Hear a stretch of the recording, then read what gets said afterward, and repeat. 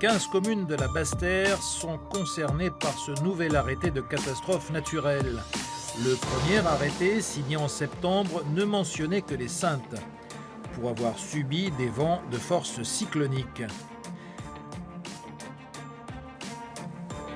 Cette reconnaissance tardive met fin au sentiment d'incompréhension ressenti par les responsables politiques de Guadeloupe.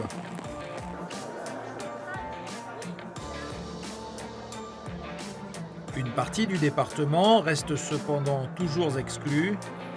Quant aux 15 communes concernées, elles pourront faire jouer les assurances.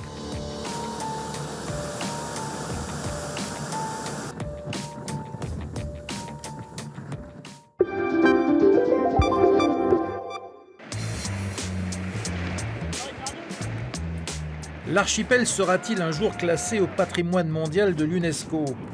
Une délégation d'experts est sur place pour évaluer sa candidature. Nous sommes bien conscients qu'on est dans un contexte historique, celui de la pêche à la morue sur les bancs de Terre-Neuve, qui est une réalité historique très longue, qui a duré pendant des siècles, etc., qui est la cause même du fait qu'on s'est établi ici. Et ça, c'est quand même quelque chose qui a une vraie valeur universelle. La délégation a visité l'île aux marins et ses maisons colorées. Les Saint-Pierrais souhaitent le classement, mais ne veulent pas transformer l'île en musée. Il ne s'agit pas d'avoir des restrictions, il ne s'agit pas d'avoir des pressions de qui que ce soit et d'avoir des modifications de comportement sur l'île. Non, c'est une continuité avec simplement un label. Et ce label, pour moi, est intéressant. La délégation devrait rendre son avis dans les semaines à venir.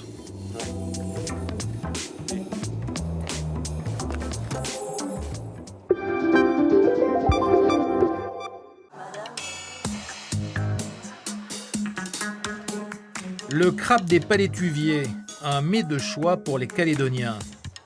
Mais sa pêche est interdite sur le territoire du 1er décembre au 31 janvier.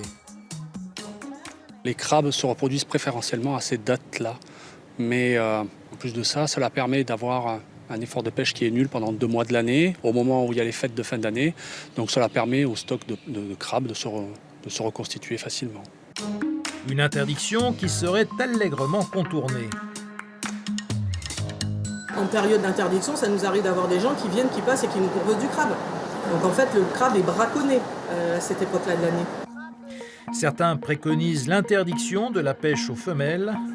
Ce serait la seule façon d'assurer la reproduction des crabes des palétuviers.